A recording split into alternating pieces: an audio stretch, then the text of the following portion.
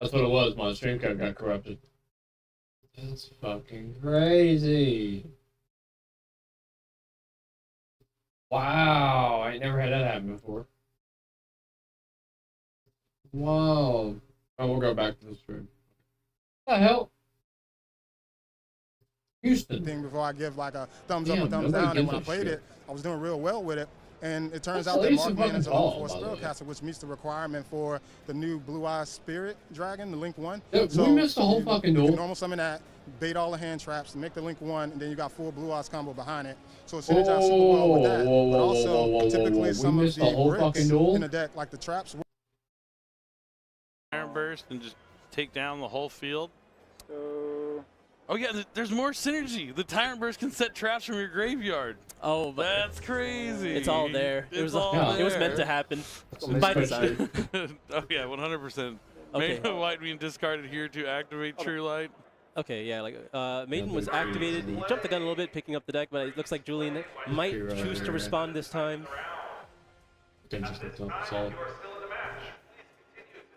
Oh yeah, the crosshair on this Maiden could be devastating. I think this is the one that you have to stop, right? The amount of value that it could potentially provide. And talking about having the history, what a little community you have right now in the front row. Aww, they're all smiles. Oh my God. They're screaming big brain at you.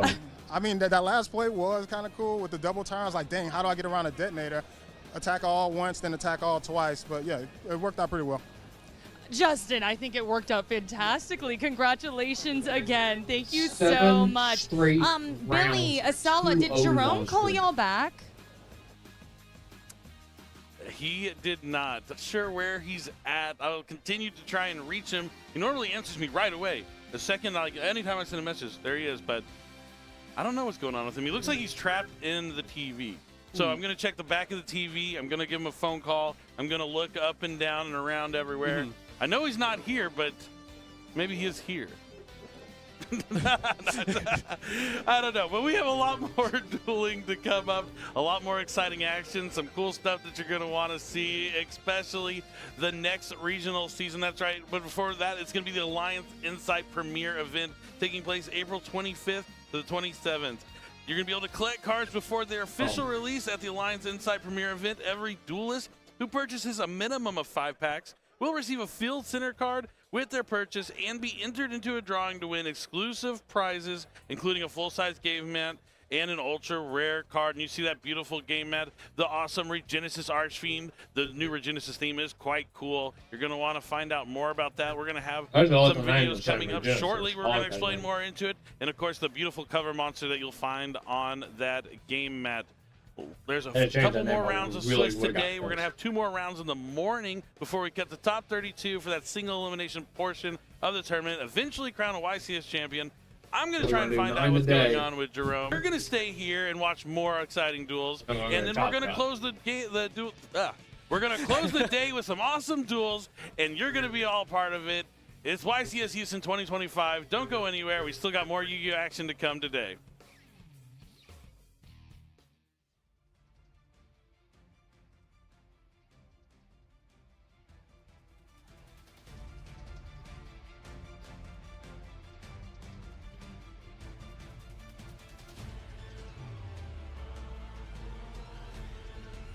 Well, I don't want to know.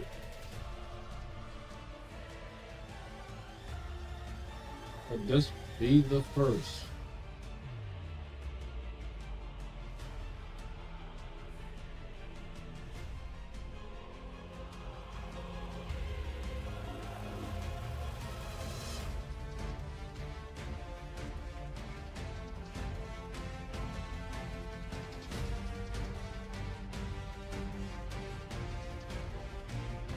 I can tell you this, that guy did not think he was gonna fool him.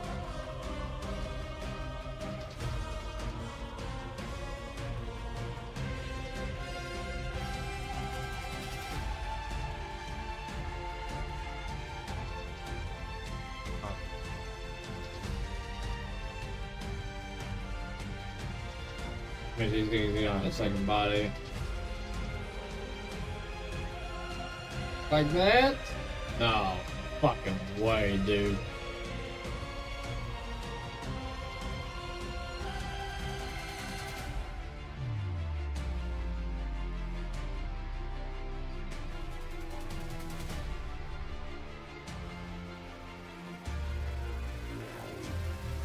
Yeah, it's definitely to the environment change, attribute it, summon another copy of itself. Then he'll pop it and just resolve it the fast like it.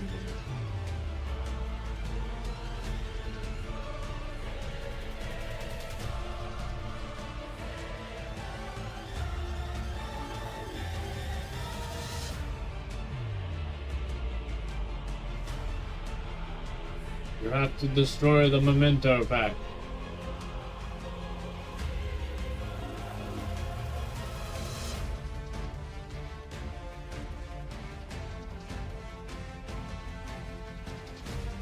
I'm done this combo pack.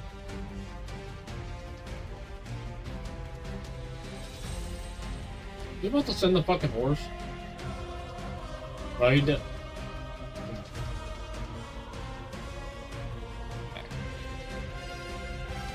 I think he does send the horse.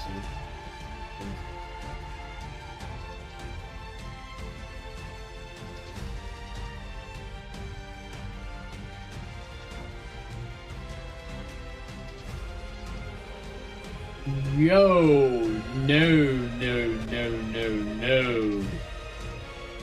No, no, no, sir. No. So I want to take you all back a little bit here. So we're going to come back to here. I'm going to show you. That's a no-go. Don't ever do this.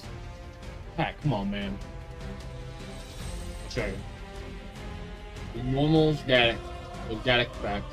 Then he does the empowerment. He chains the goblin spell, attributes it. Correct. He summons another Gaddick, but then he resolves it without popping the Gaddick, and then tries to use the fucking spell to go get Bone Party, and that's not right. That's illegal as fuck. Don't hold nothing against none of these players. But there is. When you're in the hot chair like that, really. Damn can really get to you. You forget things all the time.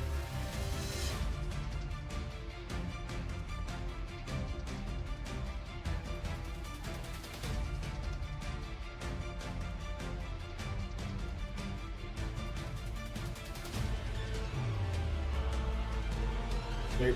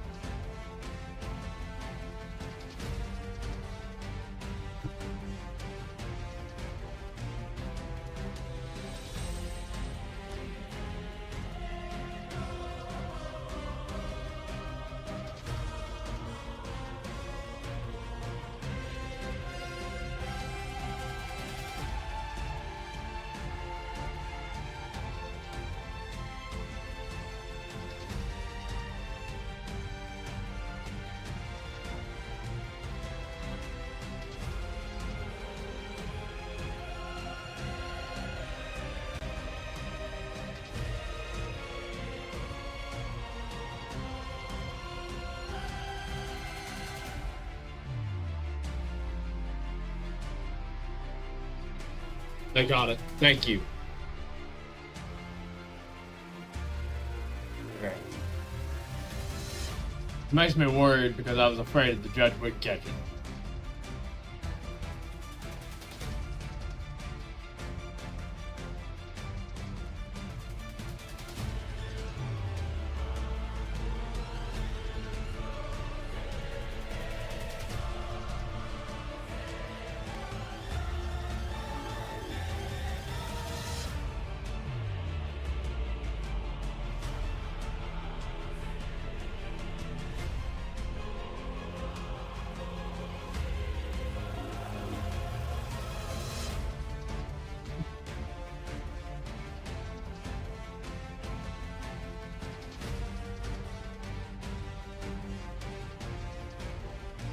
I said Crow's misplay.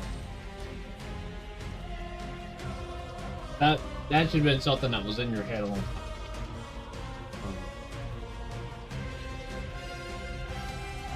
time. The main problem was he has one Gaddock in hand. Problem. He doesn't have the Gaddock.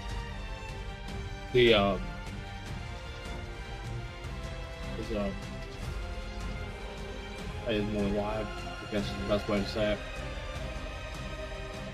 But like, even then, like, he has to have a monster and he doesn't.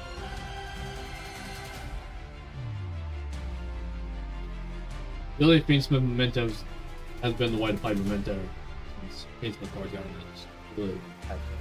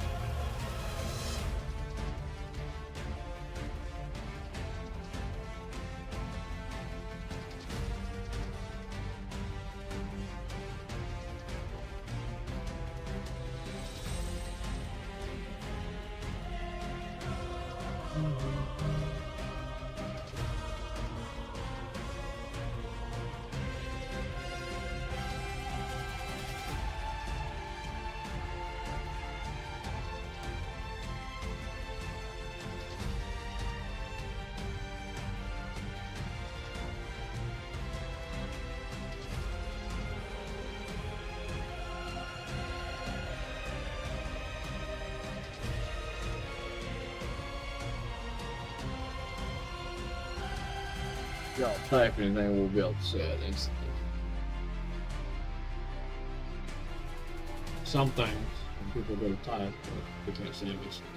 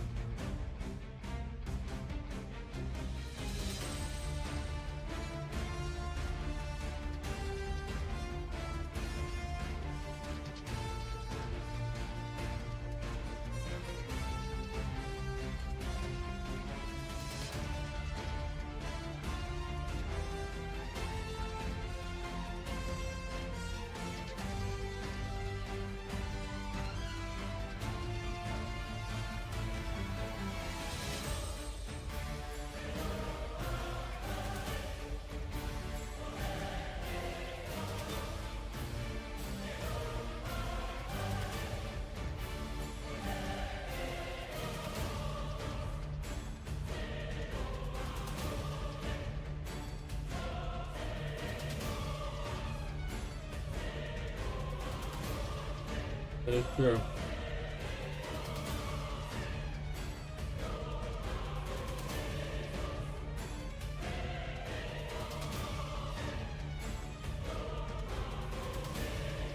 I mean, if that's how they want to do banlist from now on, cool with it, because that at least gives us, at least if they're going to do it on live streams, that gives us the realm of knowing when these banlists are going to drop.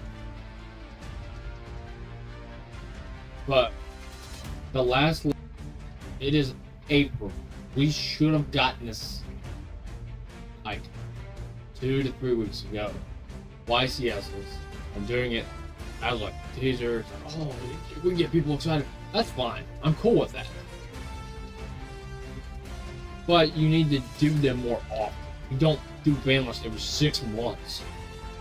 Like, every 3 months is too early.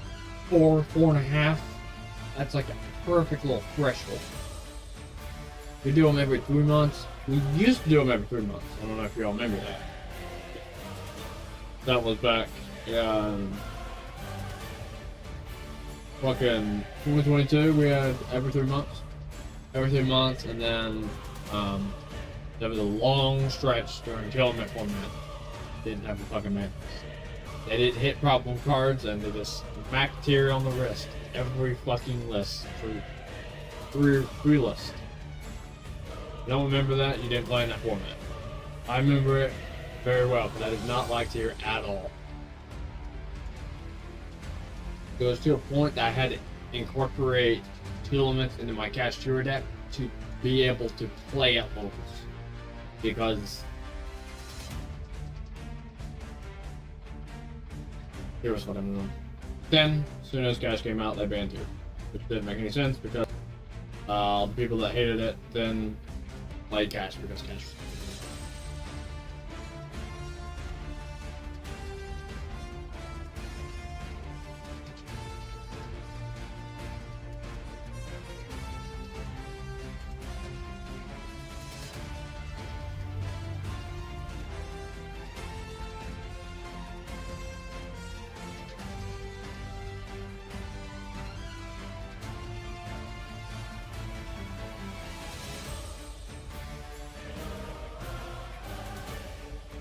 So, this is the first one seen so far that hasn't just been a fucking blowout. We've hit a 1-1 in the game 3. This is a sided, pre-recorded feature, but still it's the first match we've seen that has not been a fucking blowout.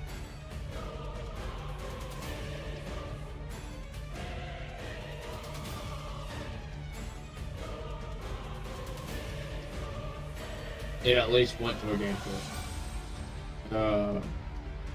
Nope. Pack's no longer undefeated. We're not beating this.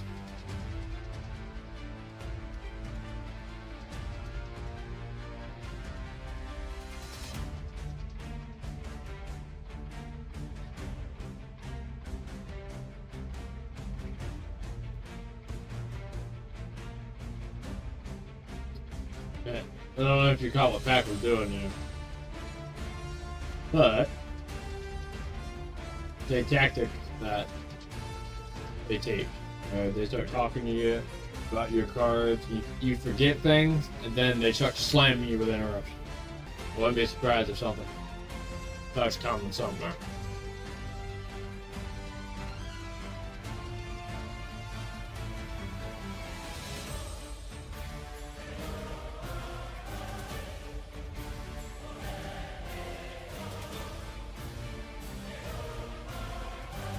Better, but worse.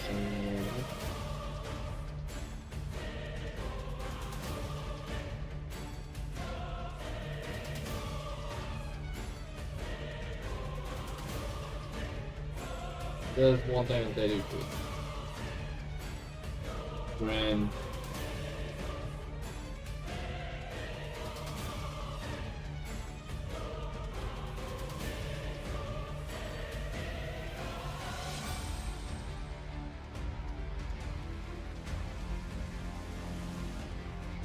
oh yeah, it really does.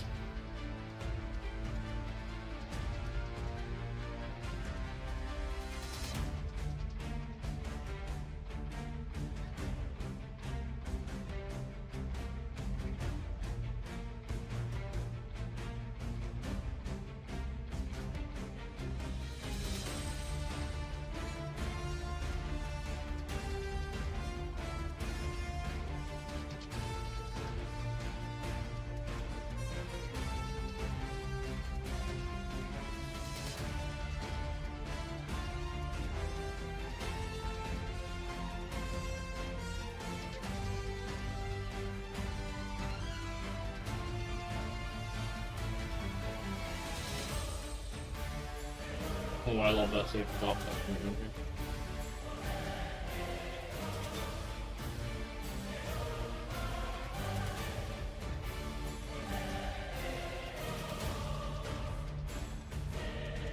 So this is what it should if I'm turning it on here.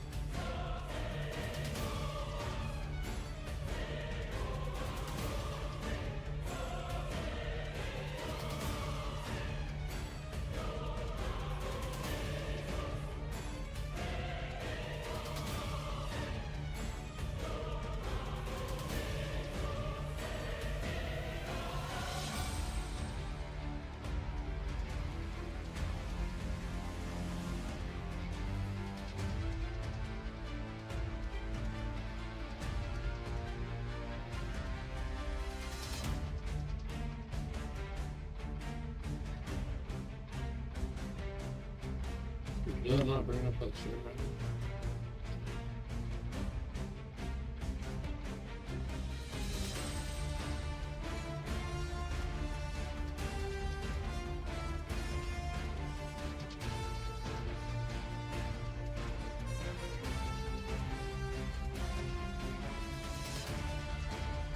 Well, this may have been for the last live stream I did. I forget how it is. I'll go to the live stream and then we'll pull off the.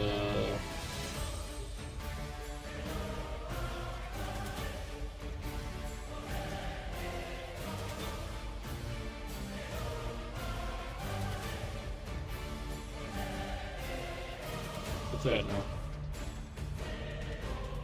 Oh, yeah, I see it. Fuck this. Whoa! I don't see it. Copy.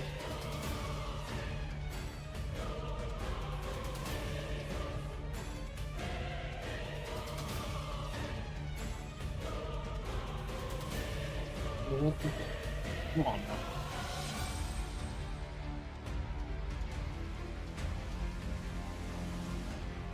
We're going to then pull this up.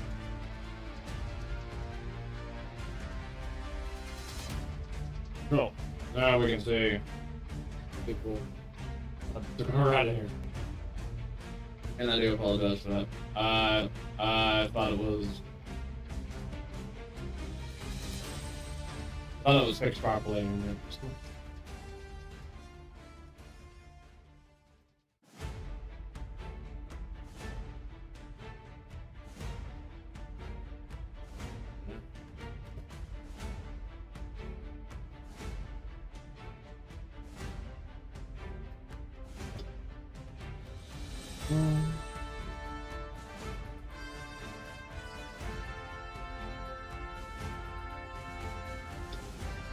Oh, holy shit. Didn't mean to do that. Okay.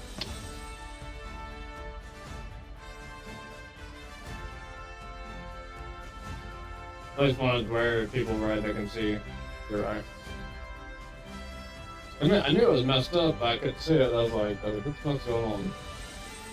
And I realized I had the other screen looking thing put on there.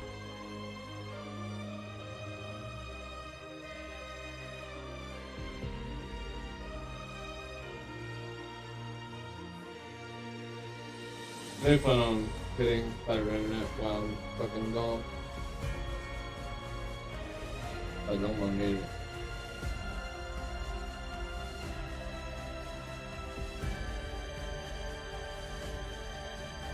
That's what I want to do is live streams. Do live streams and not have people bother me about it.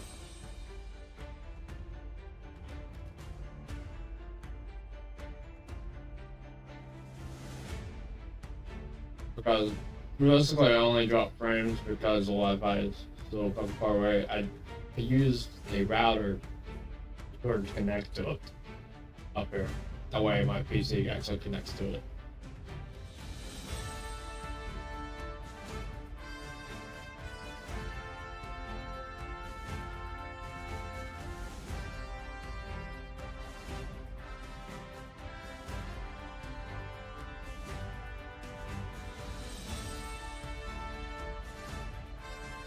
Really, Memento Fusion is super rare, honestly.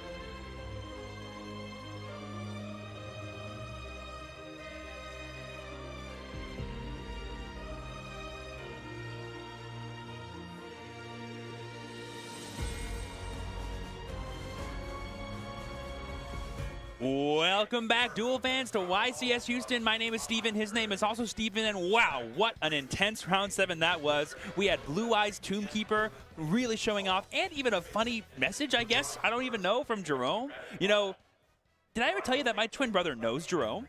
Dude, that is so weird. I've got a twin brother too. He knows Jerome. Crazy. Guy wears sunglasses. Anyhow, let's go ahead and just focus on the duels here because we still have some exciting rounds left. So, first off, we want to give you an update because we do have the Bounty Duelist still in contention here at the tournament. So, switching things over. Yeah. Again, Kamal still rocking it out with 18 points. Justin, 18 points. Neil holding it down with 10 points, Ryan 12, and Francisco with 12. On the other side, Israel with 21 points. Dylan's got 12. Blake's holding down with 13. Hector, no slouch, 8 points still. And Tavion, a recent champion, 18 as well. Good stuff. Wow, Israel with 21 points. If he ends up going undefeated in day 1, that is so many bounty packs that he'll have access to. That's amazing. There's some really good stuff in there, as we recently found out, right? And he's going to get a taste of that too.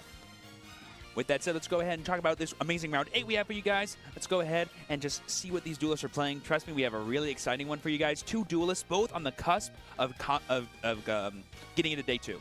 But before we do, again, 1,430 duelists in attendance talking about the and one of our trap monsters. I mean, Michael has eaten up all of Adam's resources this turn, and he still has access to his own rank 7s if he wants. Shows you this deck still gets it done.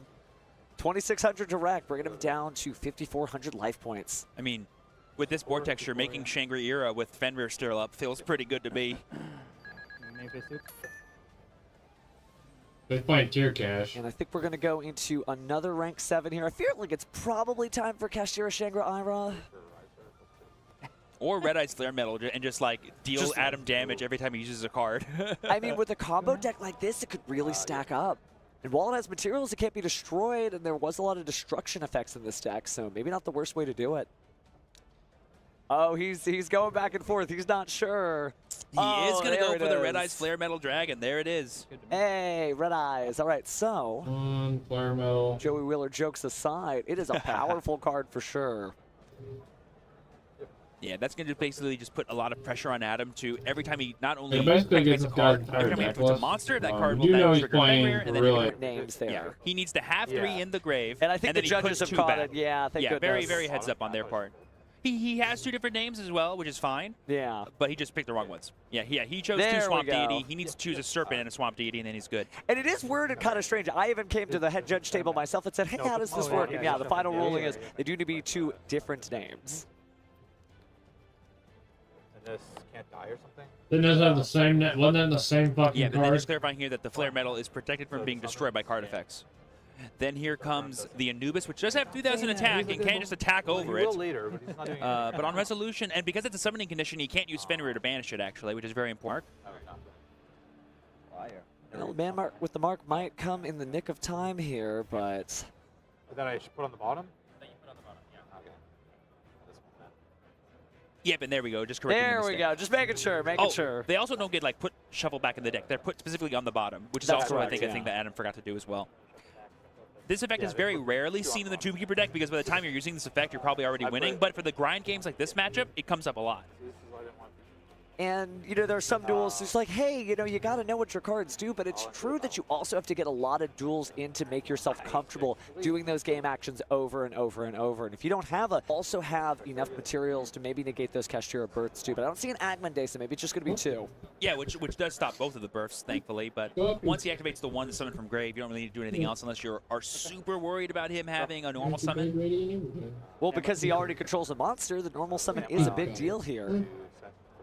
And special summon a Kashtira if you control a monster. Yep, and here we have the draw phase Serpent going to get Swamp Deity, even more negates on field, so just turning off all these powerful continuous cards. One of the most powerful ways to use effects like Desiree.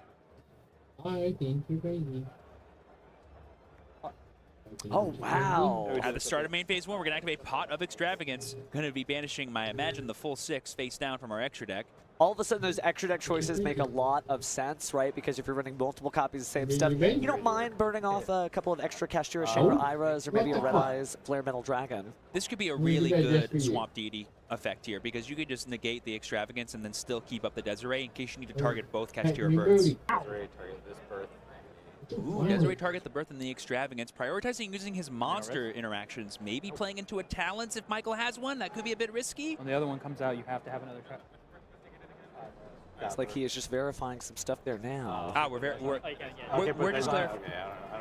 we're just clarifying which birth was negated. You can't use any counters, something to denote that, but we can just remember to get. When it, Certainly could take notes to maintain a legal game state, but no need to write here. We're all on the same page. Yep, and Michael's just clarifying sort of how the order of operations work for Swamp Deity. At resolution of the effect, it'll check how many you have. So like if you chain Dark Armed and destroy the trap opposed the Serpent, that would stop the negate. Absolutely. So we're going to target that and chain. This is a little special. We're going to negate. I thought and then goodbye. Yep, even though it's being moved to zones, it's still the same card that Dark Armed Dragon targeted. It doesn't get new information like other cards do if it's like sent to the graveyard or face down. Trap monsters have always been a weird subject in the Yu-Gi-Oh! Trading card game, but glad to know both duels know the rules. Fun fact, when they were summoned to the monster zone, they still took up spell and trap zones, but no longer do they do that. Back in the day, I do remember back in the video game, you would see like the little continuous symbol. I've been playing a lot of early days collection, seeing that on repeat. But this is the present now, and so it looks like Adam thinking if he wants to jump back in. Nope. to return Desiree. There we see the Typhon emergency button being pressed to send back Desiree. Adam staring at that card that he has face down. Yeah, to be fair, Typhon does not target, Slayer that. Adam just thinking a response here. He's going to let the Desiree go back to the extra deck, sending that sequence to the graveyard, and now all we're dealing with is a Typhon. Is it into the end of the turn? Definitely a lot less scary there for sure, but with the negated Cashier of Birds, you're not really getting a lot done. I mean, to be fair, if Adam doesn't pressure Michael enough, those birds are just going to get so much value from turn over turn. So all of a sudden, you know, trap cards, definitely known to create a grind game, but it seems like the spell cards are taking it this time. The duel's not over yet, so play passes back over to Adam. He's going to draw for his turn. And there we see two more Charmies just clouding Adam's hand. Doesn't help when you control cards. Yep, so Treasure here is going to, I think, search for a monster that can search for... Oh, we're actually using the condition here of Anubis again. Yep, going to be summoning it back. We have two different names, going back to the bottom of the deck. We can just create this loop of this giant body. Oh, wait, can he... Oh, yeah, that's right. It's a summoning condition, not an effect, so Typhon does not stop it. That is correct. For a second, I was like, but isn't Typhon a really good card? That's true, but you can't... It is. But, he activated the field spell. You have to... And you can't just activate things and not resolve them. Definitely big enough. Two Mole Charmies. I mean, you could normal some of them and make Moon. That's a thing. You could actually, and this may do it considering there's not a lot of resistance. We may see the Typhon cleared and then go into a Fiendsmith combo. Or not, because it looks like we are about to normal summon. I think that's Perulia in Adam's hand. Yeah, because I think Adam wants to preserve his battle phase to do as much damage as possible because Michael's still at 8,000 life points. So there we see the normal Perulia, and like I said, we're going to go into Moon of the Closed Heaven here and then unlock the Fiendsmith engine that we recycled earlier with our Sequence and Engraver. And now when we get back Lacrima, we can actually use her effect to send to the graveyard here. Maybe get Paradise, maybe get that Engraver back in the graveyard. All great options. And now we can do the fun song and dance of put back Heaven, bring out Graver, use Requiem to equip, use Engraver's effect, get rid of Typhon that way. I imagine since the Desiree is still in the extra deck, it would not feel bad to just bring it right back out. Yeah, it still checks both Kashtira Burfs, which is all of Michael's follow-up, and then if it comes back to Adam's turn, he could just go for game there. But here we're going to see the Treasure of the Kings here to search because he has two set cards and or a trap in the graveyard. Both conditions are met right now. He can add a monster that mentions Temple of the Kings to his hand. Going to get his last man with the mark probably if he has it in deck. Boom, there he is. Yeah, I know some of the Pearlia. Yeah. A lot of retro cards on Michael's side. Retro in the sense that it's been 2022 since we saw Kashiras at their peak of power. But I bet he's wishing that he didn't just pack Red Eyes. Maybe he hoped he brought Jinzo too. Oh, Jinzo would have been an absolute house here. Here we're going to be getting the Engraver back by shuffling back the Moon, like I mentioned earlier. Requiem, equip to Engraver. Using the effective Engraver here to send both the Requiem and the Typhon, and now we're going to use these two to make, or we're not. We're not going to do that. Yeah, oh, just realized that maybe the sequence is gone, yeah. Yeah, maybe he should have returned that instead of the Moon, but he got a little ahead of himself. He was listening to me and not listening to his heart, unfortunately. We'll keep our voice down then, but he's still in a really good position here. It's just the danger of a Kashtira jumping into the field and fray. So it looks like we went to battle phase and we attacked with both of these monsters, dealing a total of 3,000 life points, bringing down Michael to 5k. It is worth noting that Adam did use his normal summon earlier on the Molcharmi Perulia, so that's why he couldn't summon Man with the Mark from his hand. A little painful there. Maybe a good use case for the Duke of Demise after all. Yeah, but how are you going to summon it without sequence? Yeah, true. So yeah, there's the SP Little Knight. Yeah, just an unfortunate mistake on Adam's part. If he just puts back the sequence using Engraver, he has the infinite loop of all the powerful cards. Ah, so you're telling me he didn't sequence the play. Oh, we got him. That's nice. Put it all in the jar. And now these bursts are pretty much unfettered. He can just bring back Fenrir Effect Search, and then he can get back a Rise Heart, and then he can go for a rank 7 play or just straight up clear this. Oh, well, I guess he needs to clear the SP first. Does have to deal with the SP Little Knight, but oh wow, Dominus Purge, and he does have a trap card in the graveyard. He definitely better on a deck like this. Wow, negating and destroying that Fenrir. Don't even need to SP Little Knight it. We're good. And now we're gonna speed run This little open game state here, get the Lacrima out. The attribute. Oh, sorry. Good. Are we going to use the Requiem effect yet? May as well not. May as well wait for some kind of interaction from Michael. We've seen breakers before, and having a quick effect tribute is a really nice way to kind of dodge effects like that. Also keeps 2 monsters on the field just in case there's another Raigeki or something like that. But actually peering into the hand, I see a Molcharmi. And a Rise Heart. And a Rise Heart. Ooh, Rise Heart. Certainly a Kashtira, but maybe not the biggest. Do we play rank 4s? We're about to find out. We might. Gotta be normal summon Perulia. Hey, Michael's like, I saw that play you made last turn, Adam. That's a really good play. I'm gonna do the same thing. Here's my Jellyfish. Oh, and Typhon there we number go. 2. Oh, only in Extravagance decks where you see the double Typhon move. Oh, yeah. We've been on. 2 on the field. So we're gonna go ahead and tribute the Fiendsmith Requiem here.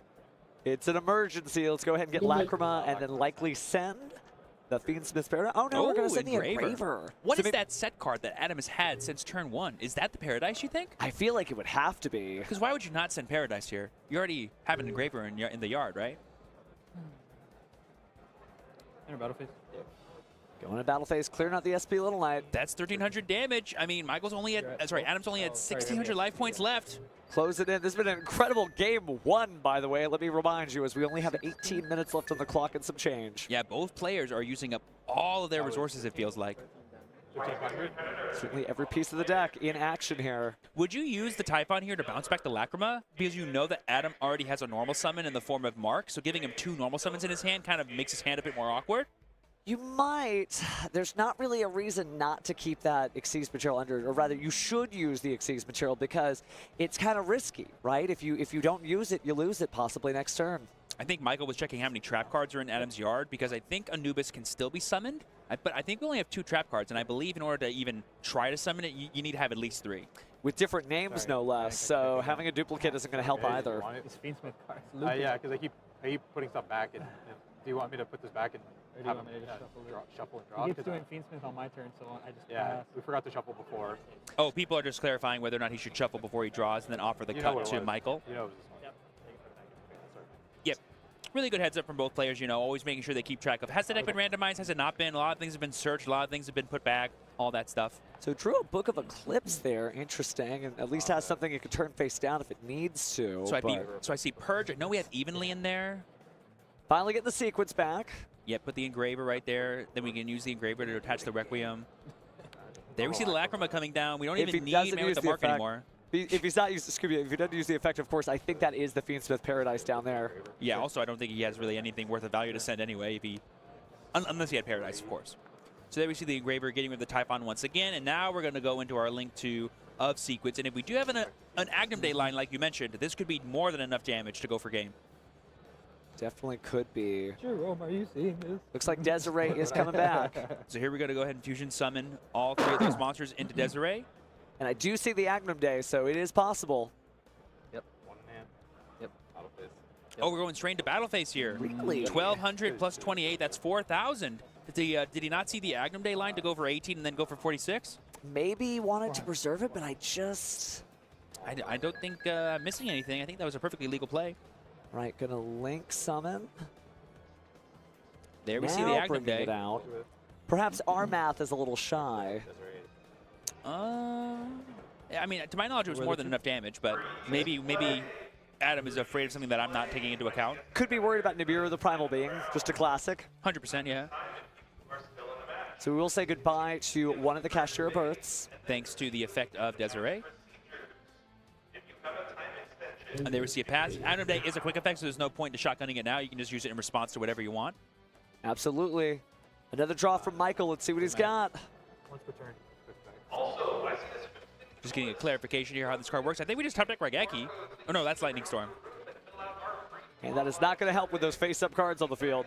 Yep, so here we see the Agnum Day going to the Spell and Trap zone, bringing back that Desiree and attaching it, and giving it the extra bonus of increasing its attack points for each link rating it has equipped to it. Immediately negating that Kashtira birth, it looks like, too.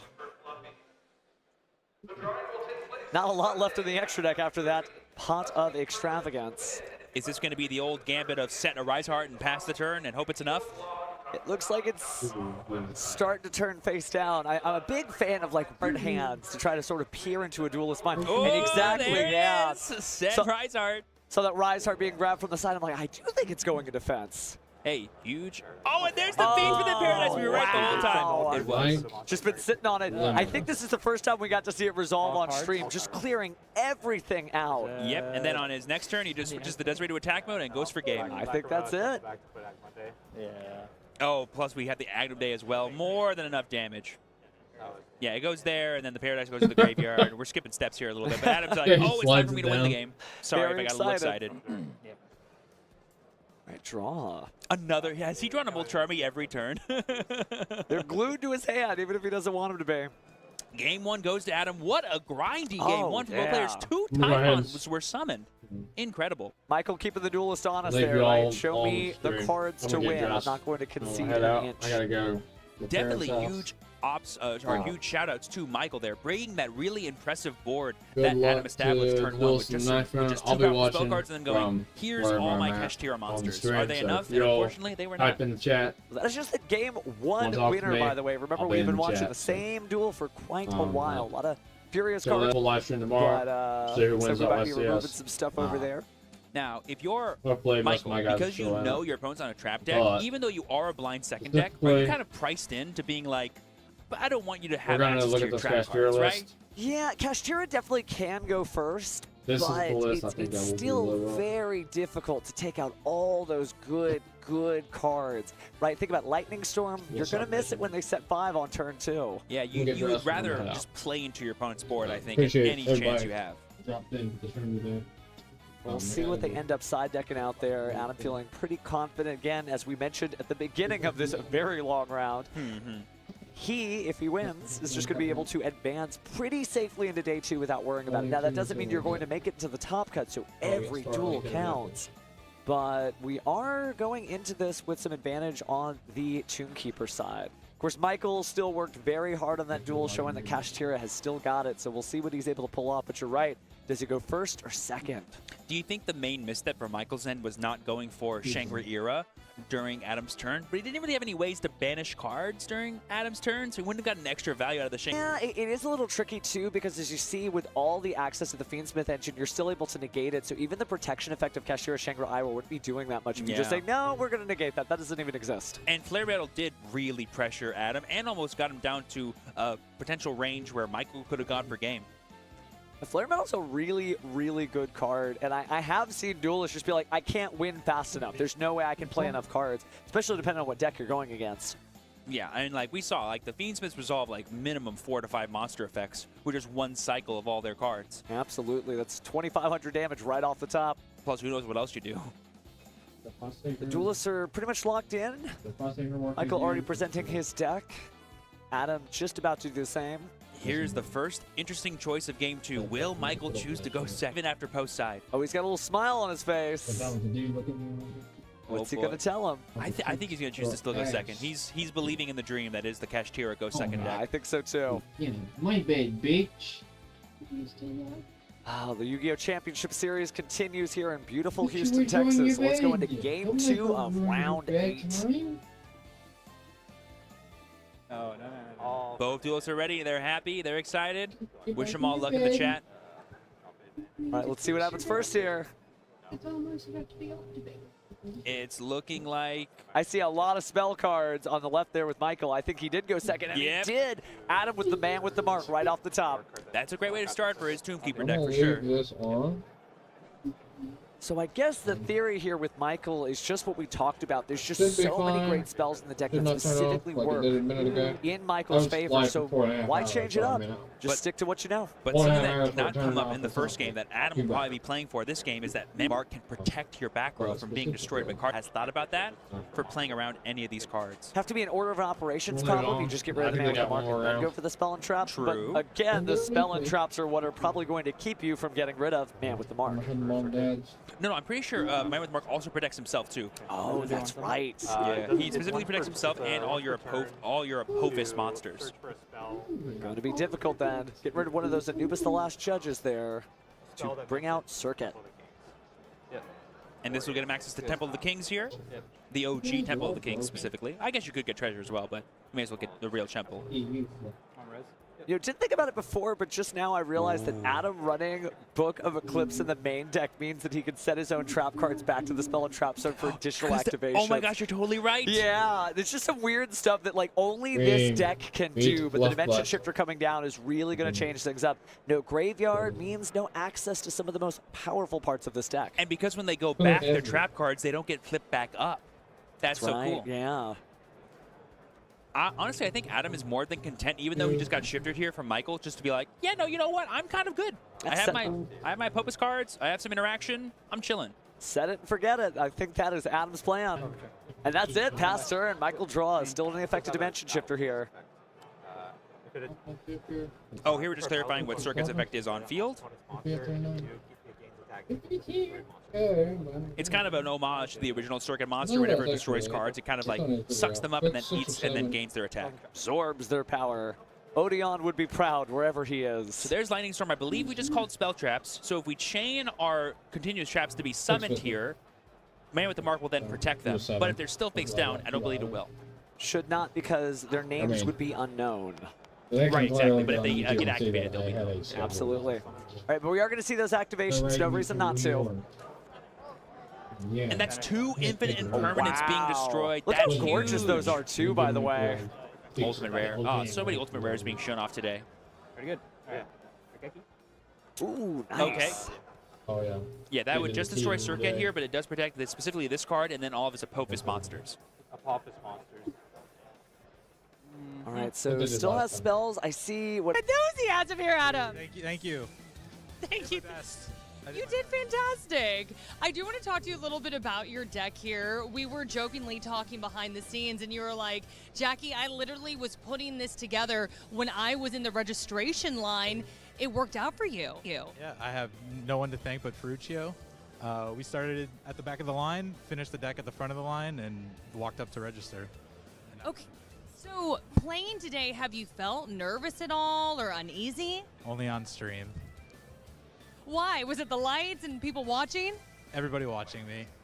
But I got the win, and that's all I can hope for. Was it kind of cool being up here, though? It was terrifying. You're killing me right now with this interview. It's too funny. Talk to me about tomorrow. What is your mentality moving forward in the tournament? Just win the next one. I like that, taking it duel by duel. Yeah, exactly. That's all you can do. Live in the moment and duel by duel. I love that. Okay, is there anything that you want to say to everyone watching at home, to your friends who are here? Hello, my best friends. Adam, probably my best interview today, I'm going to be honest. Thank you. Thank you. Best interview today, too. Thank you so much, Adam. I'm going to send it back to our casters. And hello to you too, Adam. Great job as always. We have some fun stuff to talk about before we go over to our break for round 9, like the Quarter Century Stampede release celebration event. That set is just incredible, and one of the coolest looking cards out of it is the Salamangreat Raging Phoenix. And so coming April 9th through April 20th, check with your official tournament store participating locations, but you could win your own Salamangreat map. And we've seen some Salamangreat duels in the tournament. It's not like that deck is going anywhere, so you're going to want to show up to your shop pretty soon. I mean, as long as you have Promethean Princess in your deck, you can summon this card. Oh, absolutely, absolutely. It's just so wild that, like,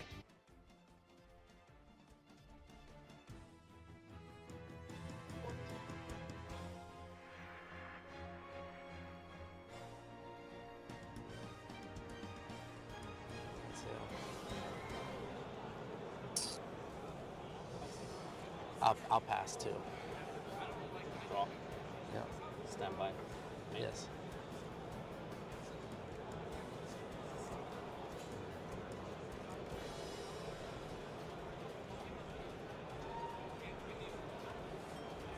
Normal summon. Activate. I want summon. Activate.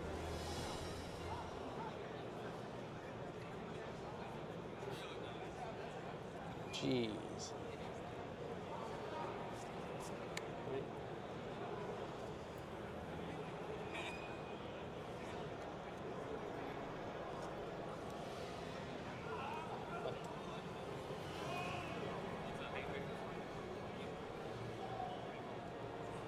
That's fine.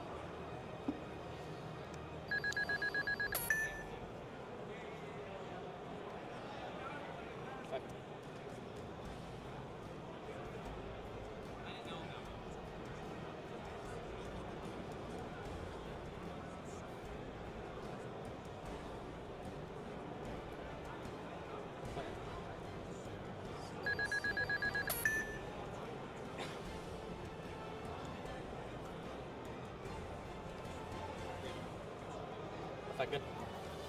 Yes. And on summon.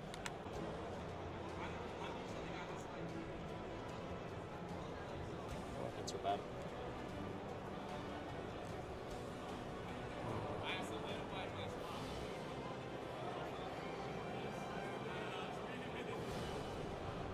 And battle's fine, yes. Attack for 31. I'm going to chain Lancia.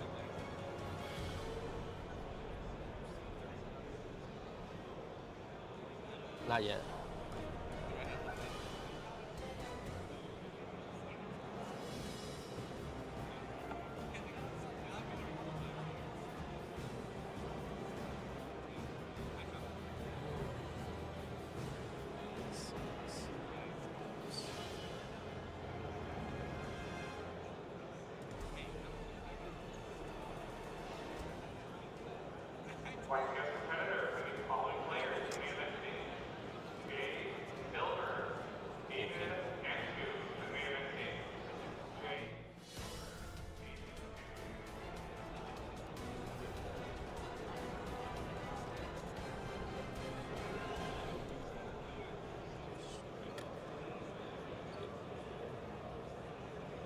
Yep, 31.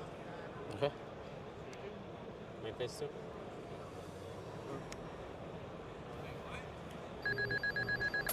Before we begin, I have just a couple of announcements that I need to make. 1:30. First of all, I've already made this announcement a few times, but throughout the room, there are QR codes for a survey. If you fill out that brief online survey before 3 o'clock tomorrow, you will be entered into a drawing for this Rescue Rabbit plushie that I am holding up right now. It's super adorable and super squishy. It's so fluffy. The drawing will take place tomorrow at 3:30. That's fine. We greatly appreciate any feedback that you have. Yep. And so that's why we are giving away this Rescue Rabbit just for filling out the survey to one lucky That's duelist. summons from deck. So please make sure that you scan that QR code, Yep. fill out the survey, Seconds. and then tomorrow at 3:30 we will be drawing a name.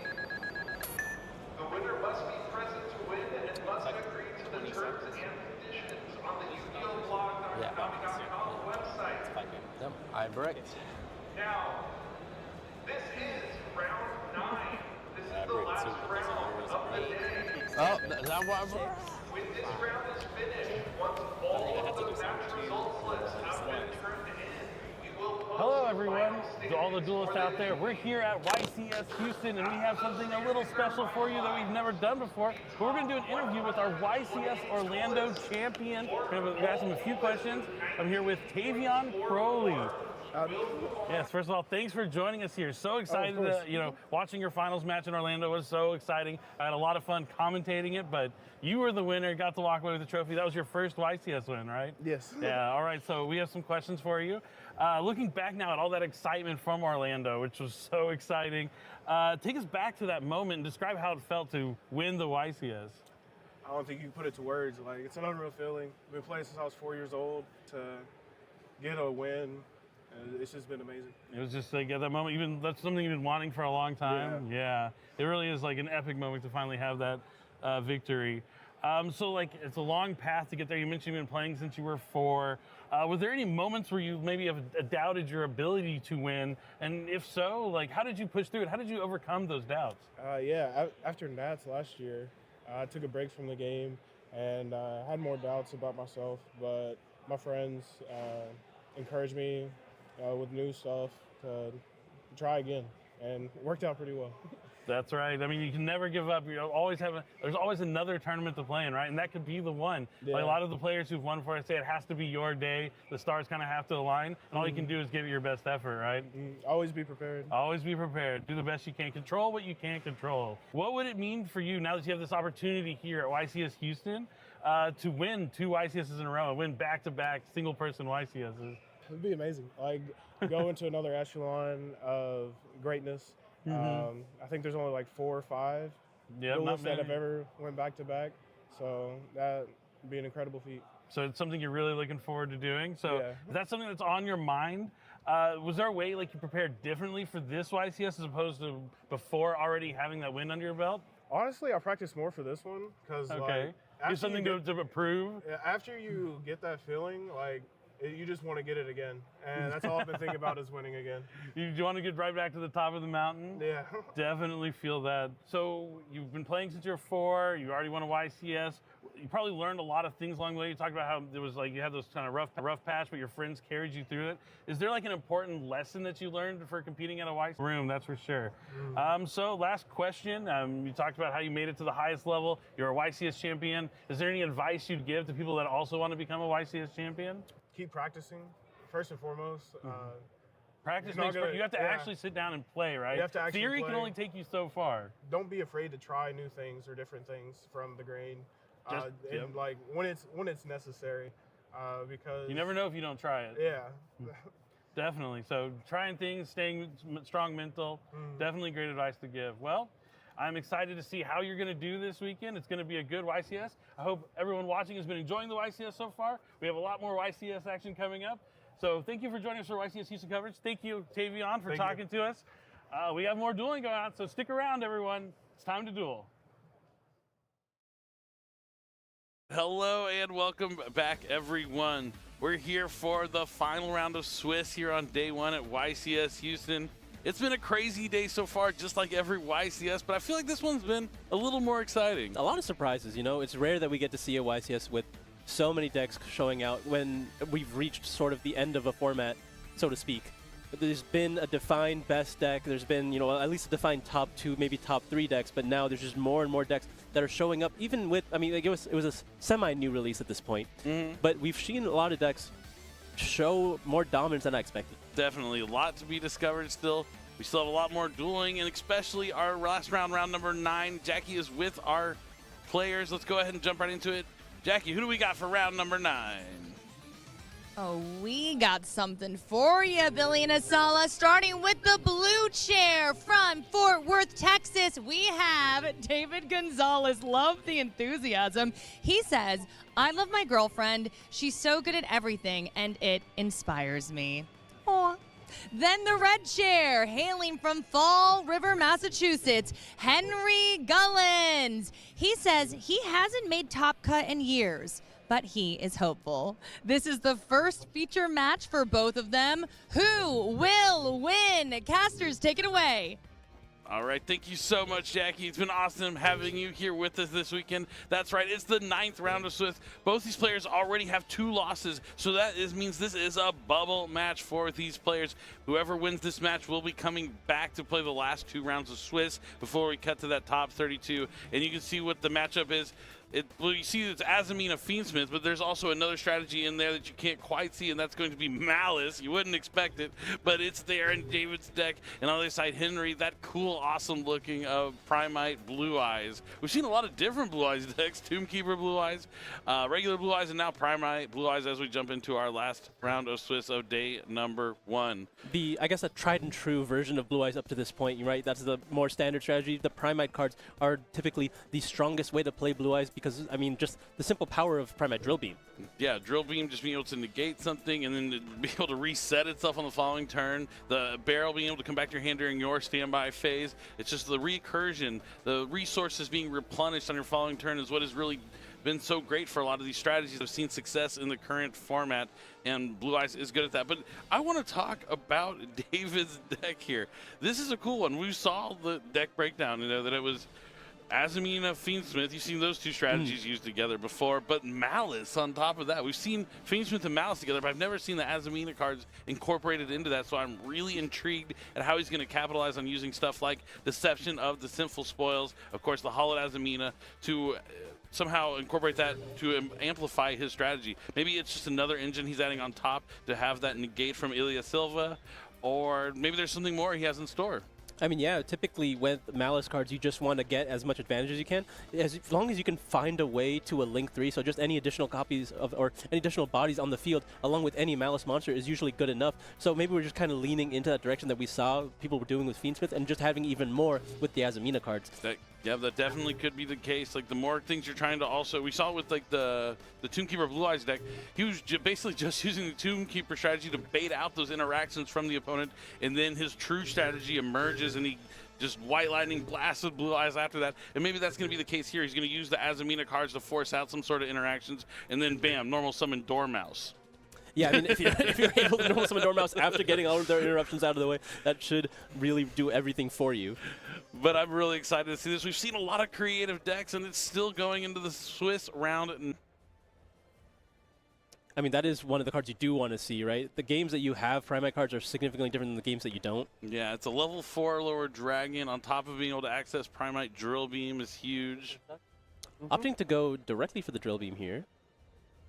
Yeah, not going into Lordly Do Load. you want cutting after every search, or are we okay to wait? Okay, thank you. Yep, no reason to keep going back into or shuffling the deck every time you search. As long as you shuffle it before you draw again. Looks like they're taking a second here. A quick technical pause.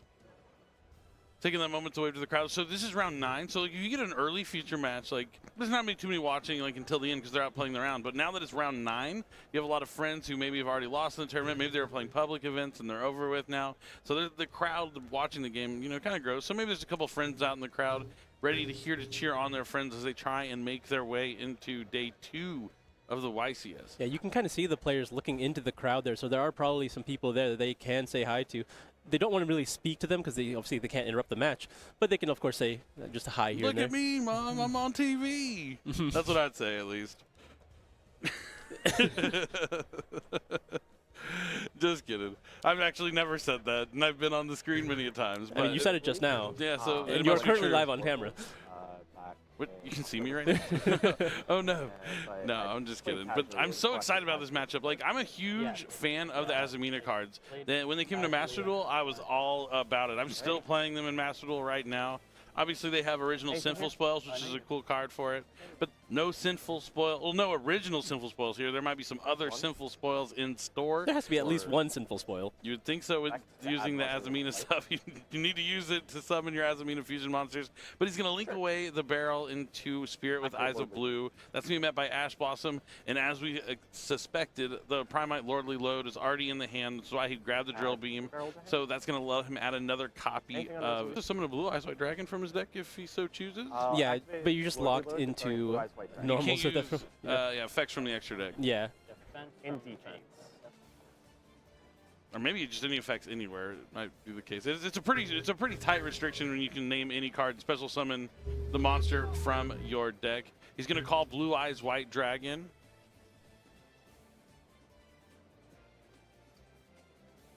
Now the Blue Eyes White Dragon is on the field.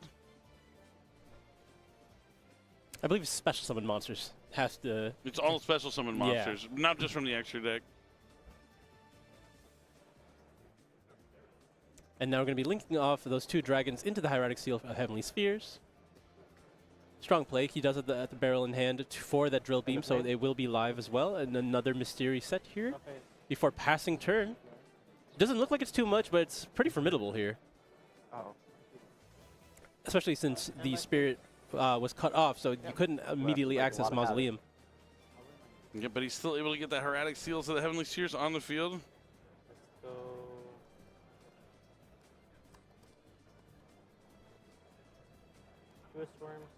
Okay, we're immediately starting with the Druid Swarm here. Surprising. Going after Henry's Graveyard. Looks like we're targeting the Blue Eyes in the Grave, potentially trying to force out True Light. Chain True Light to summon. That's fine. All right, and he is going to use that True Light to summon Blue Eyes White Dragon back from the graveyard, keeping the B-Seal in David's hand. Sorry. Okay, how will he follow up here? There's the Deception. Okay. I mean... Effective Deception. So he's going to activate the effect, has to pay the cost of tributing a monster from his hand. He's going to tribute Engraver.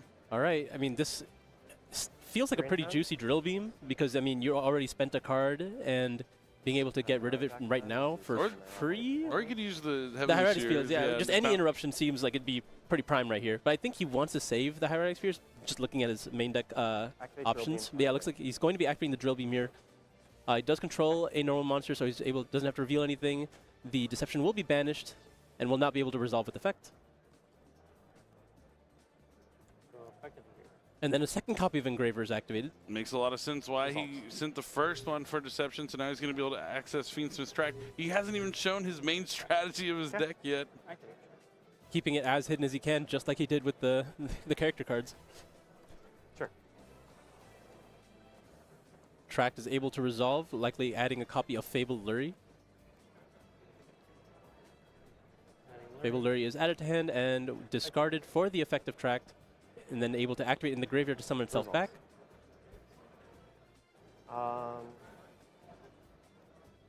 We'll see if there's an option here. Activate Hieratic Spheres.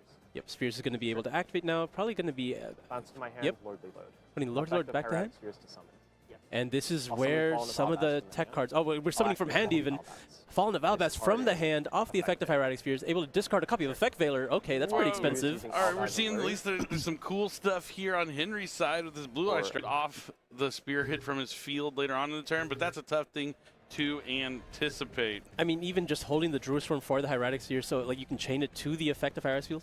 Assuming, well, I guess you couldn't really do that if you weren't able to out the True Light first. But as long as they had a monster on the field, if you were able to chain the Druid Swarm to at least prevent it from summoning from the deck or hand in this situation. Mm-hmm. Definitely. I mean, that's interesting. I mean, I've seen branded Blue Eyes before, but I feel like this is just incorporating maybe just Fallen of Albaz for like a small I mean, just to addition. be able to do that lock. Yeah, I don't think it's a full branded package. It's just having a copy of Fallen of Albaz in your deck for the Hieratic Spheres. The Hieratic Seal Heavenly Spheres, rather. Definitely. Now we're going to the sides. Unfortunately, I mean, he still doesn't know he's playing against Malice. Like, he didn't see any of the Malice cards.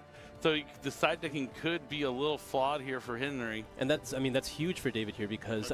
he's the Chaos Hunters in his side deck. He's just kind of looking at them, but he doesn't know that he needs to put them in. Why would he think about putting them in when it's Azamina and Fiendsmith? Maybe he's thinking maybe there's Snake Eye cards in the deck potentially. Yeah, I mean, not really giving a clue here. That's going to be huge because if those cards did manage to get in the deck, it's almost a guaranteed victory when you're able to see them. David needs this right now because he's up down one game already. I'm not sure what he was trying to go for with the Druid Swarm, if he was just trying to put True Light face up on the field just to see what the back row was, but we'll see if it ends up being a decision he regrets. Yeah, I mean, it's tough to side deck because you're not expecting Azamina stuff. It has been a while since a lot of players have used those cards. But now they're right back here in the forefront with the potential to make it to day 2. I mean, if you see Fiendsmith cards, you see Azamina cards, you just assume White Forest? Yeah, I would probably think White Forest would be probably the go-to to think of what it could be. But you didn't get to see any White Forest cards, but there's a chance he didn't draw them or concealed them. I mean, yeah, Deception didn't get resolved either, so... Yeah. This could be a pretty easy, like, siding in of cards like Dimensional Barrier. Like a complete miss side here. which I'm all about. That's the cool part about playing unexpected strategies, is you're really going to catch your opponents off guard. Unfortunately for David, that since Henry does have that game cushion, chances are in game number 2 he will have to reveal his true strategy, and so Henry will be able to side accordingly in game number 3 potentially. It'd be pretty impressive if he was able to win without summoning a single Malice monster game 2, but I think Fiendsmith cards are very capable of doing that. Oh, especially with the Azamina stuff as well, yeah. You can easily win just using those 2 engines and not ever having to summon that Dormouse. But I'm definitely, if he does summon Dormouse, I'm going to be looking at Henry's face to see what his reaction is when he touches down. He needs to hurry up with his side decking, though. I don't want to take too long now that we're in the end game here. I mean, it is a difficult decision, right? You don't really know anything about your opponent's deck. You're making a lot of gambles here. You just have to make an assumption.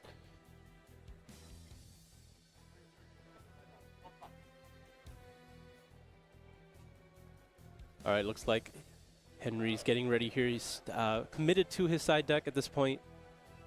Just has to put it away. Back into the box it goes. Now we're ready to get into game number 2 after the players shuffle up a little bit. I mean, today's been great. Just so many unexpected strategies. I think my favorite thing so far was definitely the Tomb Keeper Blue Eyes, because that's not something I anticipated, and it looked pretty good actually in action. It's rare that a deck that catches me so off guard performs so well during the feature. I feel like I have featured many times a deck that I didn't expect to do well, and then when I put on the feature, it doesn't do well. Yeah. So I feel vindicated. But now this one, I really overperformed. Definitely. I ran into Julian earlier too, the player who lost to that deck, and he unfortunately lost around after that one too, so he's eliminated. But he did not feel bad at all about losing to that crazy strategy. He was actually excited. He was like, yeah, he deserved that win there. He put in the time and effort and found something cool that worked. But that's neither here nor there, as we are in our Swiss round 9.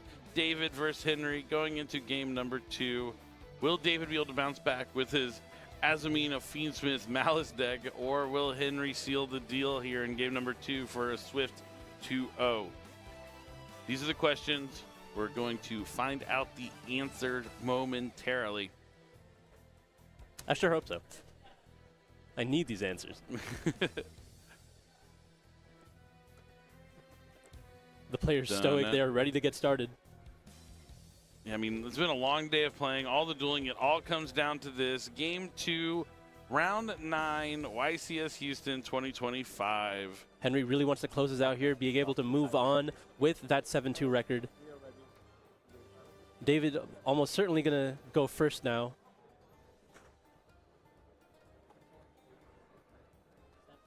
Let's see if he opens playable. All right, starts with Fiendsmith's track, so still on the Fiendsmith aspect of the deck.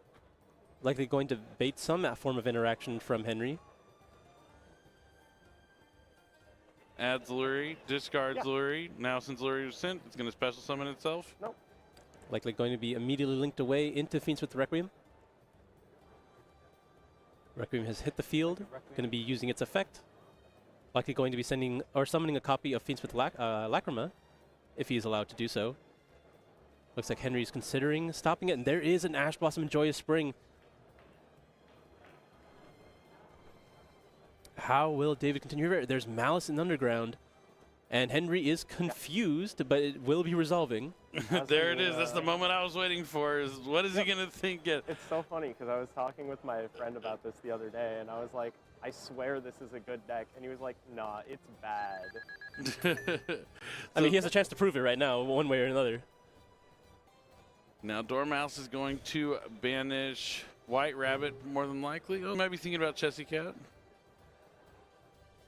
Chessy would be interesting here if he had other options to start with. It's like he is eyeing that White Rabbit. No, you're right. It seems like he will be going for that Chessy Cat.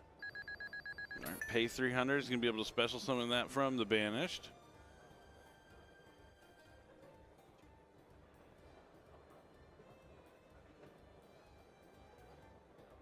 Effective Chessy Cat to... All right, we are going to be activating the Chessy Cat. Will we be banishing a monster, or are we banishing a spell or trap? I definitely see a Malice in Underground in his hand, I think. This resolves. All right, be of Underground. All All right, where does he go from here? Can't go into Haggard Lizardos, as both those monsters have been banished already. Ooh, this is good value for Underground. You're sending it for Diabellstar. All right, see, we're seeing the synergy. This is what I'm talking about. So Diabellstar, the Black Witch, is going to let him set Lumber Morian. Yeah, not needing to go into the Azamina line directly, instead just having the third body on the field, making it so you can easily link climb for the rest of your Malice plays. Now this is kind of just where you want to be. Yeah, it's really interesting. I mean, the Morian's like kind of a disruption. Just you can flip down a special summon monster. So that's going to be a potential disruption he'll be able to use against Henry. But the Link summon for the Link 1 Link decoder sends all 3 monsters to the graveyard. For, let's see which Malice monster he's going to summon. Probably, I would think it'd be White Binder, since, I mean, 2 Malice and Underground's already gone. But no, it is going to be Red Ransom. So Link decoder will be able to special summon itself back, and Red Ransom will be able to add a Malice spell, and it's going to be that 3rd copy of Malice and Underground.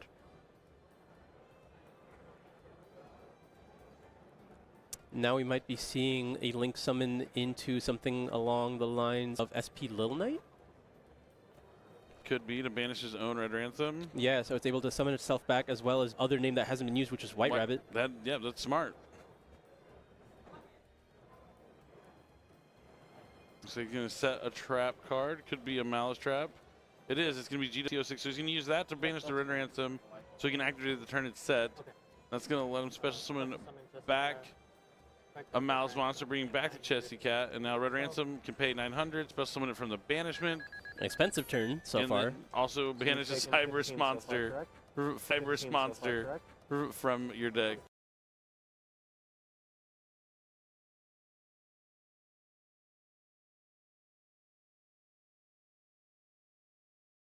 Captain Malice turns can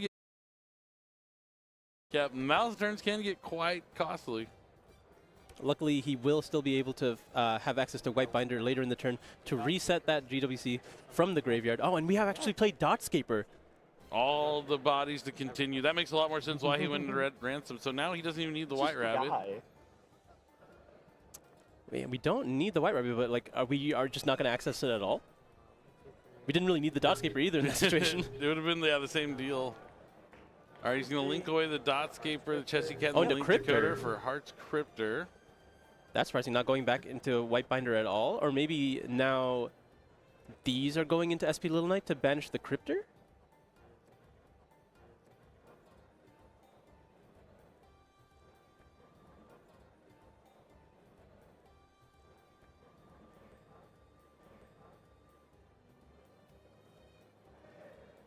Maybe he has in his hand, potentially. He has a normal summoned. I'm just looking. Okay, no, he's going to banish the White Binder to go ahead and activate the MTP07 to add the White Rabbit. Okay, okay. But White Rabbit only sets the traps from the deck, right? That is correct. Okay. So we'll be paying another 900 here to get the Binder back onto the field and draw a card. He's at least summoning all the Malice monsters. like if the goal was to pay as much as you could in a turn, then we're hitting it. Yeah, he paid 900. He's only not paid the 300 for White Rabbit. Everything else has been used. A whopping 3,300 has been paid, yeah. It's a race to the bottom. But he has plenty of cards.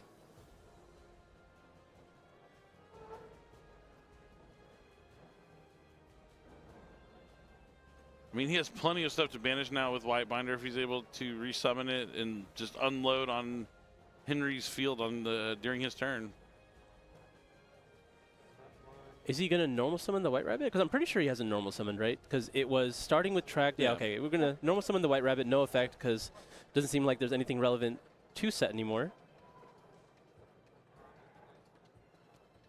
And we're just linking away. Yeah, definitely if the White Rabbit was instead of Dotscaper, he just didn't have to do this. You can also set the trap from the graveyard with the White Binder. Yeah.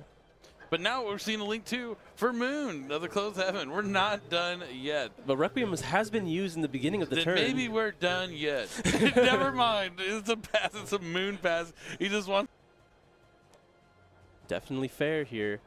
All right, 2 big pushes stopped for Henry. Can he have a third one? Declare load. Load to special summon from deck here. That is going to block him from using any effects of special summon monsters. Going to be summoning a copy of Blue Eyes White Dragon from the deck, if he can find one. Oh, the movie art. Nice. Respectable. It's a good one. So now he has a Blue Eyes White Dragon and a Dream. Yeah, there's been no illegal summons here.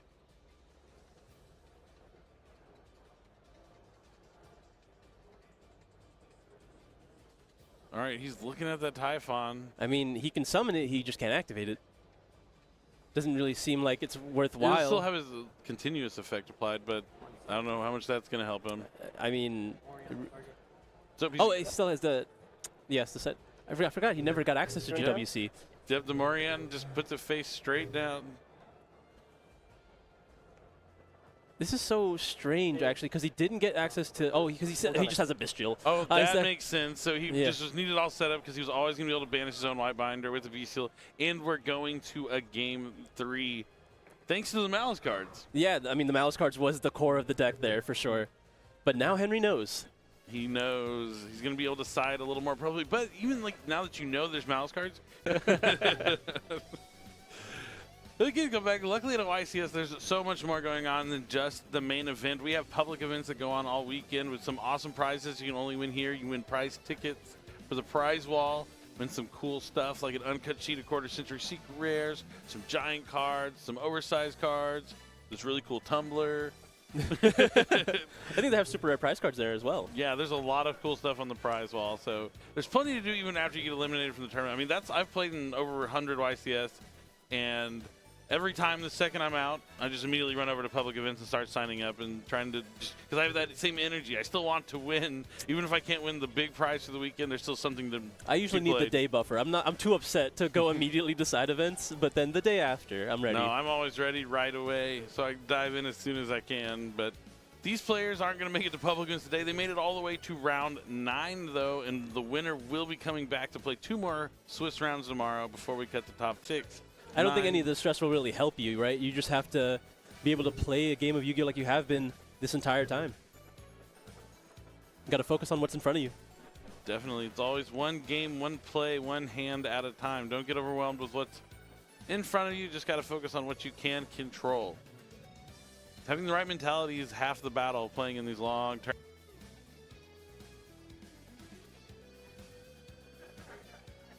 I mean, fatigue starts to set in. It's 8:53 p.m. It's probably been local set time. in, right? Like, and then the pressure of being in the feature match for the last table in the win-in as well. These players have been dueling for almost 12 hours.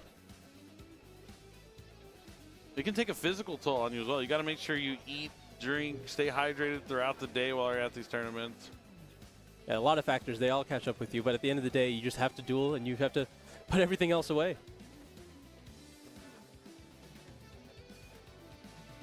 Looks like the players are shuffled up. Decks have been presented.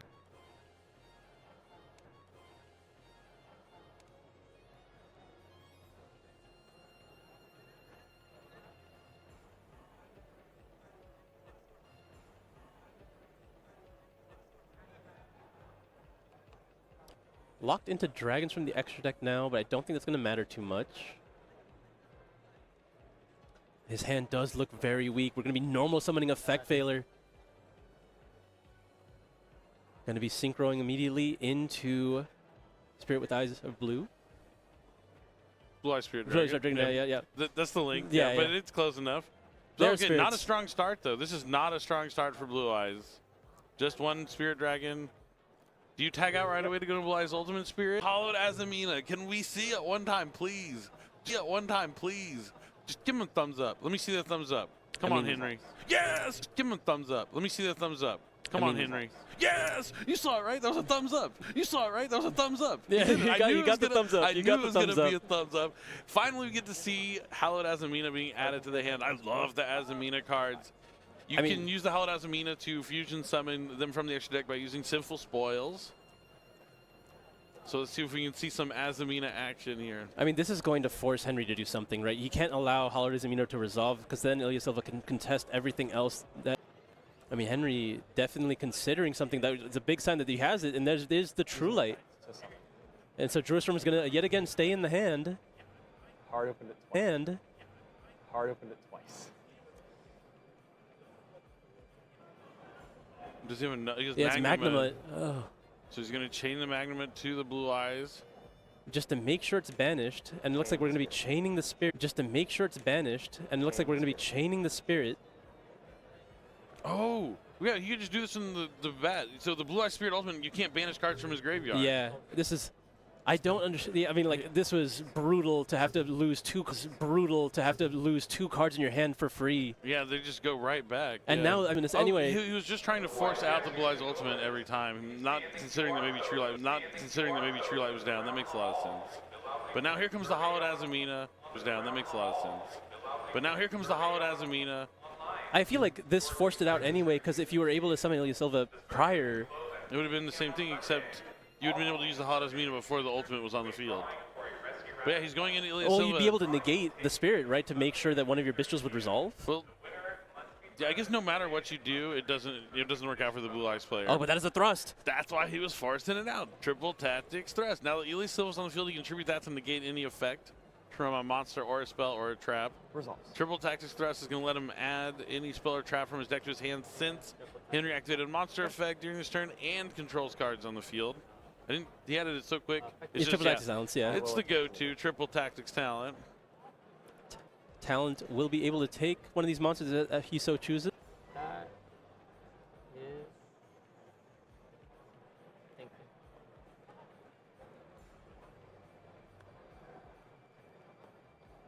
you. I imagine you do take here just to have the ultimate on your side. Sure. Effective. I got to try this. I love the Azumina cards, and I also love the Malice cards. So I'm interested. This might be something I will be looking at playing, but he has Solemn Strike. That is one of the best side deck cards right now for going first. There's like not a lot you can do to it, and it really does seal the deal. Yeah, seals the deal is a good way to describe Solemn Strike. It just forces a lot out of your opponent, and you just can't interact with it. And he already used That's 2 beast steals. I mean, yeah, like, he knows his hand. Can't He knows his it, hand, yeah. It's just the 2 beast steals, right? Mm-hmm. So there's really nothing he can do. Not looking good for David.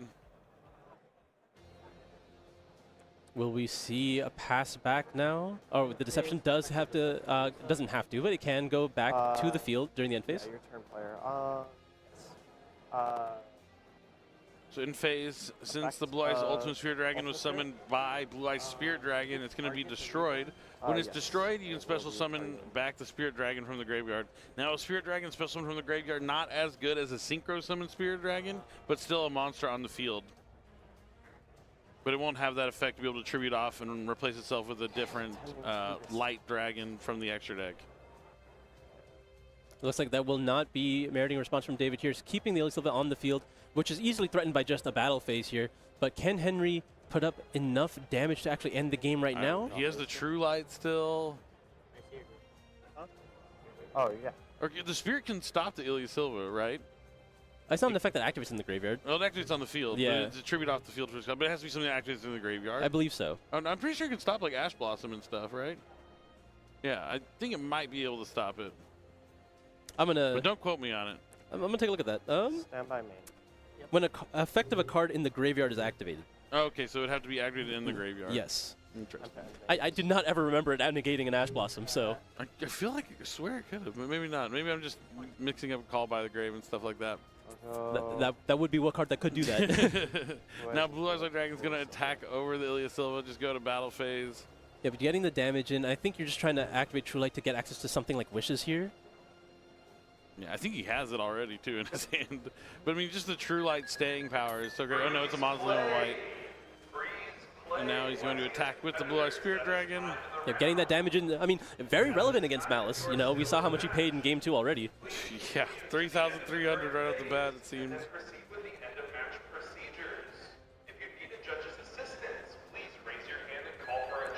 Still a healthy amount of time on the clock here for these players, but it does run out pretty quickly when these combos can get played out.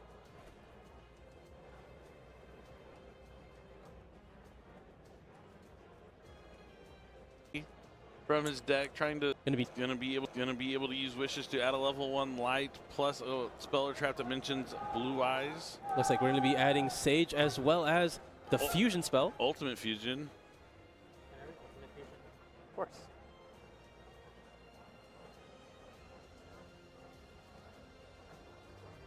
We're trying to get a lot of uses out of these trap cards potentially. Can Tyrant Dragon reset Solemn Strike? I'm pretty sure it's any trap card. Yeah, I think so. Okay. Yeah, the Blue Eyes Tyrant Dragon is a nasty card. If you could get it out and actually go to the battle phase with it, not just synchro with it off the field. And not take too long with your play.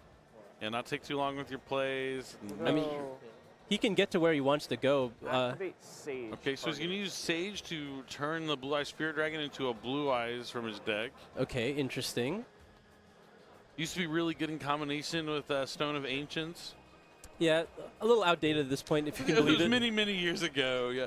The fact that Alternative Dragon isn't good enough to make the cut in the Blue Eyes deck breaks my heart. But it's okay. It's doing something different. It's working with the Maidens a little more than it used to. I'm glad the deck moved away from wanting the Blue Eyes in your hand instead of putting it on the field. I like that one more. True. But what if you do both? Oh, you can do both naturally. You didn't choose to, but it happens. It's better than banishing all your Blue Eyes with Pot of Desires. That was always the worst. Yeah, yeah. But now, so yeah, I guess he did this just to have more Blue Eyes, to have more destructions. You mean the graveyard effect? No. But he's doing an interesting choice. You know, yeah, I'm not sure if that's better than just summoning another spirit, but... Yeah, now he's going to use Druisworm here in the end phase to banish his Dormouse, which is going to have the Dormouse come. Maybe we spoke too soon and wrote off David before things are over.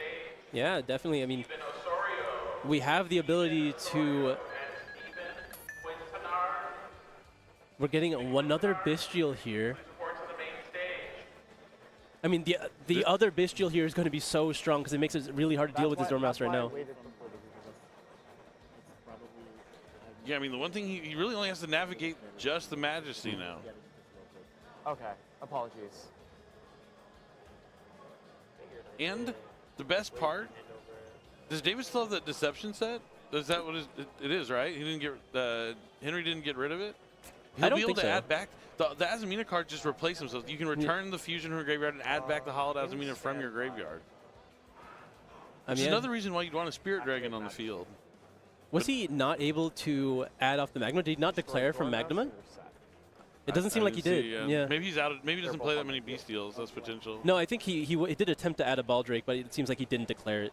So now we're going to be immediately activating the Majesty to destroy the Deception as well as the Dormouse here, and it's up to David to see if he could draw another Malice card. We're going to start off with Hallowed Azamina, putting the Ilyasova back in the extra deck to add himself to the hand. Not very useful without another Sinful Spoiler card. Okay, but he still does have the Haggard Laser Dose. That's true. That's true. He's eyeing it. The Majesty's already been used. I mean, this game's a lot more of a game than it was last turn, or at least what it seemed, but... Yeah, it felt a lot more over than it was. I guess not having the Maiden of White in the graveyard, it doesn't, like, have as much recurring power to follow up. Not enough to follow up. The same thing with no Primite cards as well. It's just the few Blue Eyes cards. Yeah, but he's playing essentially Blue Eyes from 2016. With Worse almost, yeah. Right now, yeah. No, there's no Galaxy Eyes Dark Matter Dragon.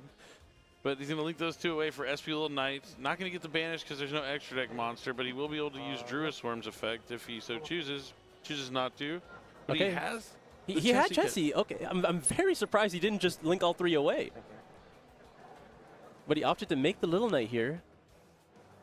Like this is also round 9. Fatigue is at its peak right now. This is the longest day you're going to have, so sometimes you're going to miss a couple of things. I mean, yeah, miss the Magnum add, miss the Druisworm send. Declare True Light.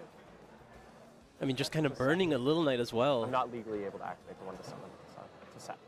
All right, so he's going to use True Light's effect here to set a card, spell or trap that mentions Blue Eyes. I mean, I don't think any of them will be able to be immediately activated, so not really a concern right now. Because if David is able to play, he should be able to do enough damage to end the game. So that's a B. Okay, couldn't even activate the True Light. Seems like there's no more targets in the deck. Apologies. I mean, he's only been playing his Blue Eyes cards, and now he's tapped out. Not even a Vision left in the deck. Yeah, we know the set is the Ultimate Fusion. Sorry, Visions. There's a Blue Eyes card that's Visions, but not used. Really cool card art on that one. But yeah, not even a Wishes left. So now we're going to see him link the SP Little Knight and the Chesty Cat away for White Binder. And it's Malice time. I mean, this is where David can just run away with it. He has access to access code. Access code. He hasn't used any of the Malice effects yet on his turn.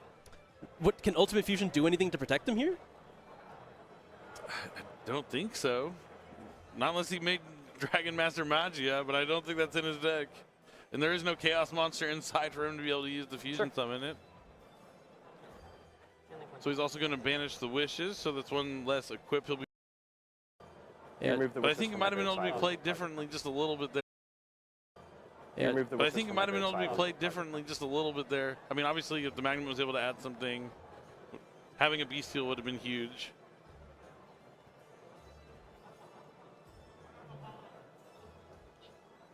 All right, so True Light, because Wishes was banished from the graveyard off the White Binder, no longer in the grave, True Light can now set Wishes.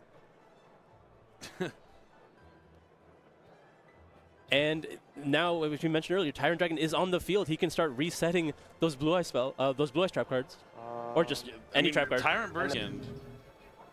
We'll go declare Tyrant into Chesty Cat. Tyrant's going in. Effect of Tyrant at end of damage step. It's going to be able to reset here. I think, yeah, you went for Solemn Strike, but I don't even know if that's correct here when you can't afford to pay it. Yeah. Enter your main phase 2. He is ahead in live right now. He's going to go to main phase 2, and are you just going to activate the Wishes that set? If it does it even have targets in the deck? And oh no, it's just a pass. Okay, a minute on the clock. Can David get out of this? Yep. Oh, okay. We're under a 6-minute extension because of slow play previously. So we don't have to worry about time running down too much. There's going to be 6 more minutes after this. Then that is one of the best draws possible. A Druis Worm, but then the strike. The strike is what was needed in this situation. Does he have anything It's else? a Hollowed Azamina in hand. Oh, it's the one card. It's Hollowed Azamina, and he's conceding, and that's it. Henry's going to take the long game number 3 over David's Azamina Fiendsmith Malice deck. It looked like it was always in his, favor, but then it just looked like he ran out of gas there at the end, but had just enough in the tank to finish off the game. And now we're going to see him back here tomorrow to try and win the last 2 and make it to top 32. So big congratulations to Henry there with his Blue Eyes deck featuring Fallen Valbaz. Yeah, some slight missteps from David there really held him back. Not being able to resolve the Magnum was really costly there. But these things happen. We talked about fatigue. The misplays do happen, especially at this stage in the game. So it's great to see that. Awesome. I mean, there's a lot of cool decks out there. Tombkeeper has been the big impressive deck of the weekend, I think. Blue Eyes is following up right behind that. I mean, especially the Tombkeeper Blue Eyes deck. It's the thing I'm going to be talking about probably the most from this event, unless something crazy happens tomorrow. I mean, we've been seeing a lot of Memento as well. Like Memento's just been sneaking up in there. Pick. Marmella Atlanteans all over the place. Yeah, there's a lot of crazy decks. I mean, of course, Fiendsmith, Ryzeal, Fiendsmith anything, yeah. All over the place too, but there's a lot of creative strategy, a lot of players taking these fan favorite decks or, the top meta decks and putting their own personal spin on it. It's really cool to see, and the format's shaping up in an exciting way. Yeah, I mean, I don't necessarily think Ryzeal has the numbers to just dominate the format like it used to. People are really trying all these other decks. But I do expect to see a lot of Ryzeal going into the top 32, a lot of Malice as well. But I think it's going to be a lot more diverse this time just because of how many other decks people are trying and seeing how well they can perform. Yeah, I think so too. I think we're going to have a lot of surprises in top 32. A lot of things that are going to meet our expectations, but I definitely hope we get some of these creative decks all the way into top cut. This is just 9 rounds of Swiss a day, 2 more in the morning before top 32. We had so many players, like over 1,400. Really good turnout here for Houston, Texas for the YCS. It's been a while since we've been here, so I'm really excited to come back to Texas and, be here at YCS and see what the duel's got. Yeah, Houston does not disappoint. A lot of fantastic duels, a lot of great gameplay being had, and it's still so many matches left before we can crown that champion. Yeah, and more importantly, I mean, not more importantly, but equally importantly, we had that thing with Jerome happen a couple rounds ago, and yeah, I've been trying to get a hold of him ever since to see what was going on, make sure he's not like trapped in the TV or something, and he just seemed to have gone completely dark. He's missing? I'm not gonna say he's missing, but He's dark. He's not responding to any of my messages. He's not responding to my texts. So either I've been let go and he doesn't want to talk to me anymore, or something has arrived. But we're going to have to find out more about that. But Jerome aside, hopefully I can locate him and figure out what's going on with him tomorrow. I know you guys are going to want to stay tuned to find out what he's trying to. It seems like he was just trying to say something before he got just taken away or turned off, or I don't know. We're going to have to find out more about him tomorrow. But today, we found so much out. I mean, so many cool decks, so many awesome players. Like I said, my favorite moment is probably going to be the Tomb Keeper Blue Eyes deck, just because we saw it from behind the scenes. Did you have a favorite moment from today? I mean, like, it's rare that we have the same one, but the Tomb Keeper deck, like the Blue Eyes one specifically, really showed. I thought that was incredibly impressive. It was. Sales ban specifically. Yeah, sales ban. Stock, yeah, so good. We're gonna have to check out and see if he makes it to day 2. It's been a pleasure joining you today for 9 rounds of Swiss. I'm gonna throw it to Jackie, who's gonna do our winner interviews and take the show away. Thank you so much for joining us, Jackie. Standing by. Go ahead and take it away. Thank you so much, Billy and Asala, and fantastic job today. But right now I am with our winner, Henry. Oh my goodness, are you feeling relief? Are you excited? I can only imagine the emotions you're feeling after that bubble match. Well, I finally got my day 2 secured after I don't know how many attempts this has been of trying, you know. This is the 3rd YCS I've played in where I've had a full-on testing group. Shout out to the Association of Gentlemen for helping me test and everything they've done for me over the past couple of months. I appreciate you guys a lot. And yeah, I'm relieved to finally get my day 2, and to do it on feature match is an incredible way to go. How are you feeling about the rest of the tournament? You know, we were talking behind the scenes earlier, and you're like, it's been years since I made Top Cut. So I actually have not dropped a match since round 3 of this tournament. I lost round 1 and round 3. I've been on the cutoff since the start of the tournament, and the stress has been building the entire time. Okay, I can sense the stress right now. I'm like, oh my gosh, Henry. But you know what? You performed magnificently in this last duel that we saw, and the Blue Eyes really delivering. How are you feeling about that deck? Well, so I started practicing this deck 2 days prior to the event. All of my testing went towards playing Crystron and then later Ryziel. But due to being unable to receive the decks within enough time before I had to leave in order to come here, I had to make a very last-minute pivot to Blue Eyes. I was deck building in the morning on Friday in order to try to finish my deck list and submit it before deadline. Wow. Okay. Well, it seems like it's working. Is there anything you want everyone watching at home and all the dozens of people here? Hi, everybody. Everyone back in Fall River, I miss you guys. I hope to come back and move back there soon. But for now, I'm going to keep grinding it out. And to the Connecticut guys, I don't know where I'd be without you guys right now. I definitely would not be here. Thank you all. Aw, you're going to make me cry. Everybody's just smiling and yelling your name right now. Thanks so much, Henry. You go enjoy that victory.